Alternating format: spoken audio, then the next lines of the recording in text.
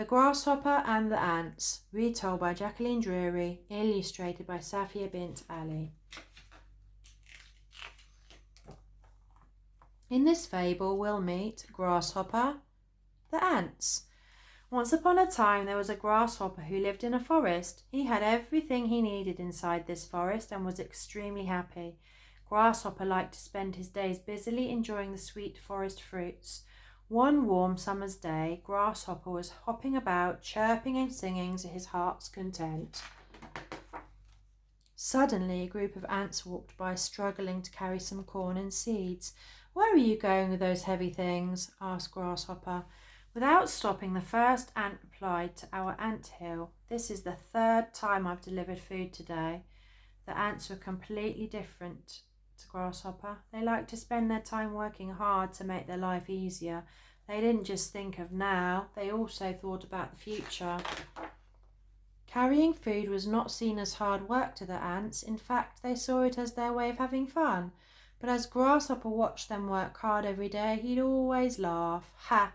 Look at those ants. They never have fun. They don't have a wonderful life like me," bragged Grasshopper.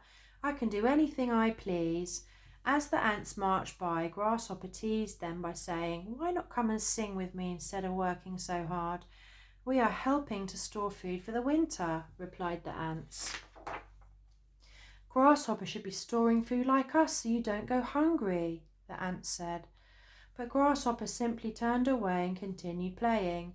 The ants also used to talk about Grasshopper, but they were kind instead of boastful.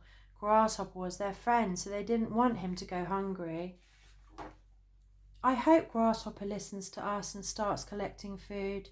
The winter can be very cold and there won't be any food for him," said the ants worriedly. Soon, true to the ants' word, the weather turned cold. "I wonder how Grasshopper is doing. I haven't seen him for a while," said one ant to another. "I don't know if he listened to us or not," replied the other. "I sure hope he did." On the other side of the forest, Grasshopper decided to go on a walk to find some fruit to eat. He had no food and it was very cold. "Let me go and find some food. I need some delicious fruits. I'm starving," cried Grasshopper. It didn't cross his mind that there wouldn't be any. He didn't even remember what the ants had been warning him about. As he started walking, Grasshopper saw that everything he used to eat in the summer was covered with a thick white blanket of snow. "Oh no, what can I do?" Grasshopper sighed, but then he had an idea. "I will dig underneath the snow and then surely I will find some delicious fruits." The snow was just too thick to dig through, and Grasshopper became very tired. No matter how hard he tried, Grasshopper could not dig through the snow. He was still hungry and now shivering in the cold. Grasshopper sat down on a tree stump to sulk. Then he had an idea. "I will go find the ants. I'm sure they will share with me. They always used to collect food, after all," said Grasshopper hopefully. Grasshopper staggered to the ants' hill and saw them handing out corn and seeds from the stores they had collected in summer. He became very excited and bounced towards them, his mouth watering. When Grasshopper arrived at the ants' hill, he begged them for something to eat. "What? Have you not stored anything away for the winter?" the ants said angrily. "What in the world were you doing last summer?" "I didn't have time to store any food. I was so busy playing music that before I knew it, summer was gone," admitted Grasshopper. The ants could not believe what they were hearing. "We were really worried about you, but now we see that you acted very silly."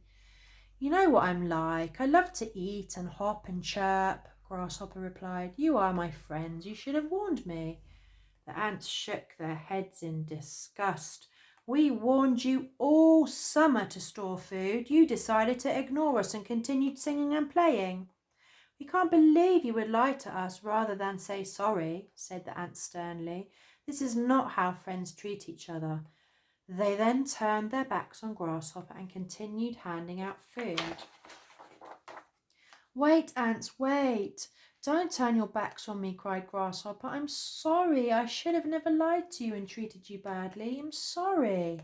It was too late. The ants were very upset with him, and to teach him a lesson they all left him and went back inside their ant hill. Grasshopper started walking away sadly. He kept looking back in hope of a miracle, just in case the ants changed their minds.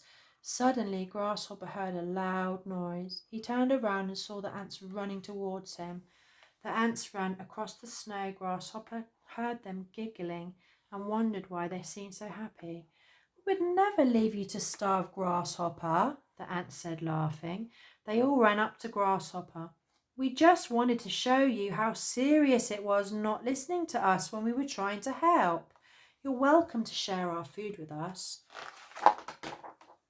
We want you to promise that you will listen to us next year and make sure you store your own food," said the ants. "Of course, I promise I will," Grasshopper laughed with relief. Then he went to share some tasty treats with his ant friends. Don't forget, there is a time for work and a time for play. Let's learn about our friend Grasshopper.